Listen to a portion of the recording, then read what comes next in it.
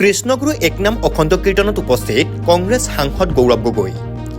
৩১ জানুৱাৰীৰ পৰা কৃষ্ণগুৰু সেৱাশ্ৰমত চলি থকা ১২ দিনীয়া কৃষ্ণগুৰু একনাম অখণ্ড কীৰ্তনত উপস্থিত হয় সাংসদগৰাকী। সেৱাশ্ৰমৰ কীৰ্তনঘৰত সেৱা আৰু গুৰুজনাৰ আশীষ গ্ৰহণ কৰে আৰু সেৱাশ্ৰমখনত উপস্থিত হৈ ৰাইজৰ মংগল কামনা কৰে।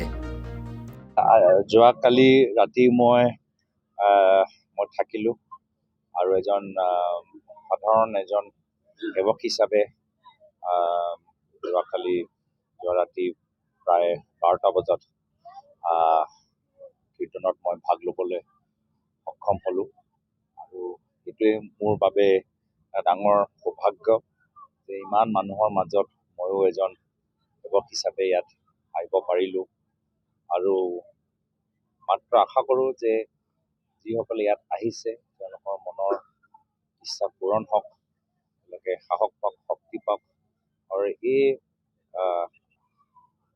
অনুষ্ঠানৰ পৰা যেতিয়া তেওঁলোকে নিজৰ গাঁৱলৈ ঘৰলৈ উভতি যায়, চাৰিওফালে যে তেওঁ এটা মধুৰ বাণী লৈ যায়, মধুৰ সম্পৰ্ক লৈ যায়, মধুৰ সম্পৰ্কৰ সৃষ্টি কৰে, ভাতৃত্বৰ সৃষ্টি কৰে, স্নেহ সৃষ্টি কৰে, মিলা প্ৰীতি সৃষ্টি কৰে, সাহস দিয়ে ৰাইজক আৰু তেওঁলোকে সদায় যে নিজৰ ধৈৰ্য ধৰি ৰাখে আৰু নিজৰ লক্ষ্য পাবলৈ গ'লে আপ্ৰাণ চেষ্টা কৰে।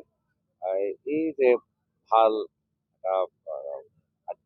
আধ্যাত্মিক শক্তি তেওঁলোকে যে লৈ যাব পাৰে আৰু চাৰিওফালে মানুহৰ মাজত মানুহৰ হৃদয়ক চুব পাৰে, সেয়া মই কামনা কৰিছোঁ। আৰু আজি ইয়াৰ পিছত আজি পবিত্ৰ মাঘৰ পূৰ্ণিমা সৰ্থেবাৰী সভালৈ মোৰ যোৱা হেঁপাহ আছে। ইয়াৰ পৰা মই তালৈ যাম আৰু ইমান সুন্দৰকৈ আজি 12 দিনৰ পৰাই অনুষ্ঠান ইমান সুন্দৰকৈ আয়োজন কৰা গ'ল। এই ক্ষেত্ৰত সকলৰ আশীৰ্বাদ আছে, সকলৰ মৰম আছে, সকলৰ কষ্ট ইয়াত জড়িত হৈছে। খুব সুন্দৰকৈ যে সুন্দৰকৈ পাৰ হৈ গ'ল, মই তাৰ বাবে মই সন্তুষ্ট। বৰপেটাৰ পৰা লাচিত বানৰ report, news any 365। Stay informed, stay ahead. News Any 365.